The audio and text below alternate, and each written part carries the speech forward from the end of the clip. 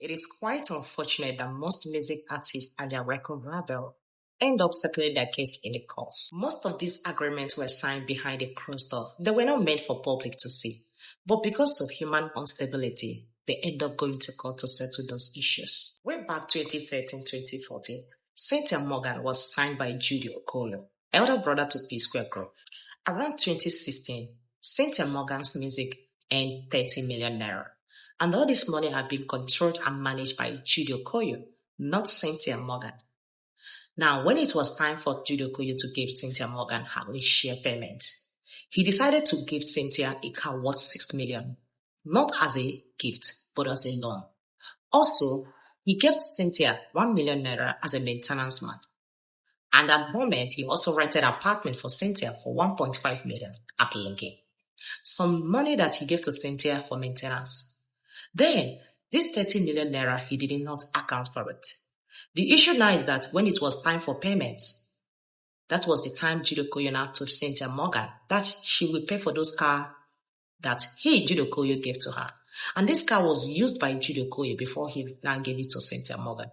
Not that it was a new car. And he told her that she would pay 6 million naira for this car. All the money that she gave to her, the maintenance money, that she would pay for it. Now, what happened to the 30 million naira? Thereby putting Cynthia Morgan in a debt. Now, it was Judy Okoye's turn to pay the money. He told Cynthia Morgan that she's the one that is owning her. So what happened to 30 million naira that Cynthia Morgan earned? In fact, let me not bore you guys down with a lot of talk. Now, let's watch the video. Now, so Jude, take call me for 2016, second quarter of 2016, I can't forget. He called me and my ex-manager, right? He showed me his account and he said, you've made 30 million naira, right? In 2016, he said, you've made 30 million naira. And then he said, he knew I didn't know what was in my contract. So he used that against me.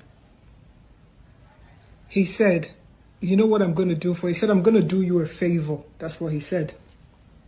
At the time, he sold a car to me for 6 million naira. He gave me 1 million naira for maintenance, which is 7 million naira, right? That was the same car he told everybody that he gave to me. Like say he dashed me the car. He sold it to me for 6 million naira. Look at the year. Then he gave me money to maintain the car, 1 million naira.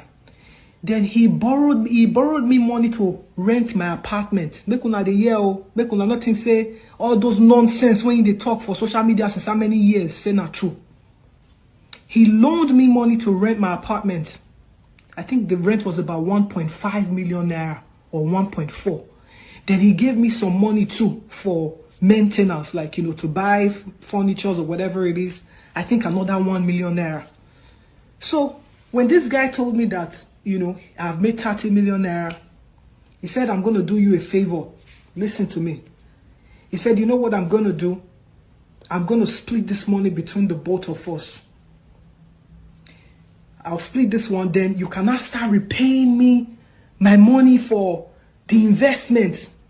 Make this a better thing the guy want to do for me. I said, okay. That was what he did to me in 2016. He splitted the money into two because it's 50-50, right?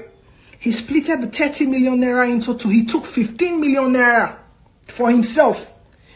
He gave my then manager, because my manager used to collect 15%, I think, from my money at the time. I can't remember how much my manager used to collect. He gave my manager his cut, her cut. Then he now told me the money I'm owing him. He collect the money for the car, the 7 million naira. He collect money for the apartment and some other miscellaneous money that I had borrowed from him. Bro, at the end of the collection, I didn't have any money left. That was how I started paying again. As of 2016, 30 million naira, according to what my contract states, which I later got to find out. My contract states that once I pay back 50% of the investment, that is when I start getting my 50% as my, as recoup, as my gain, right? Brother, this guy did not spend 60 million naira on me. you understand? He has the spreadsheet. He can show the world. Let him show the world how much he spent on me.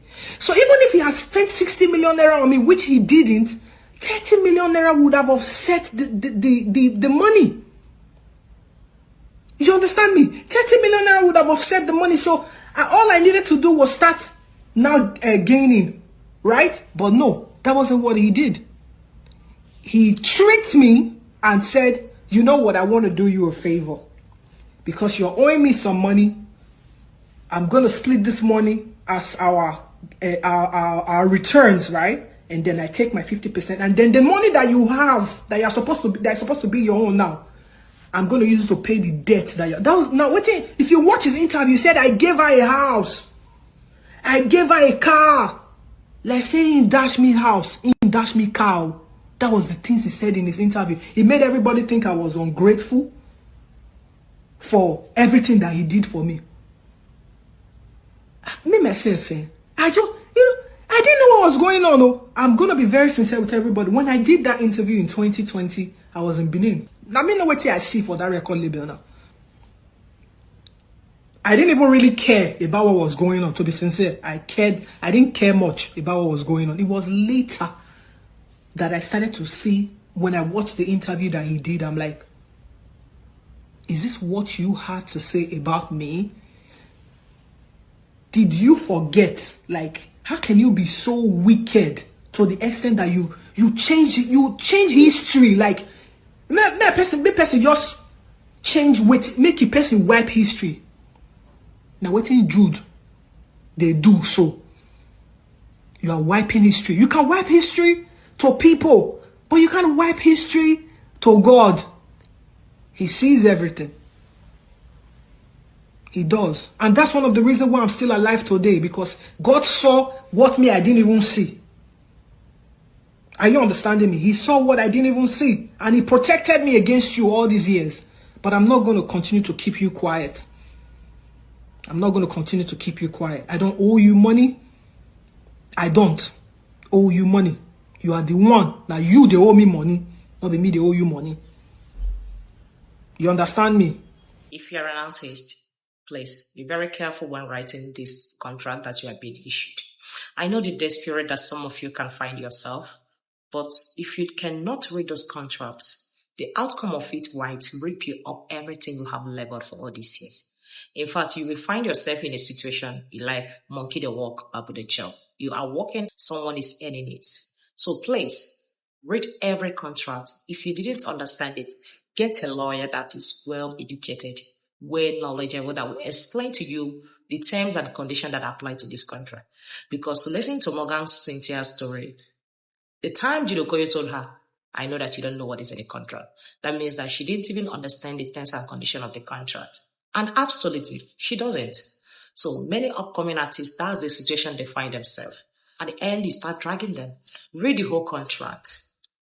If you know that this contract is not favorable for you, you better back out. Don't go in there.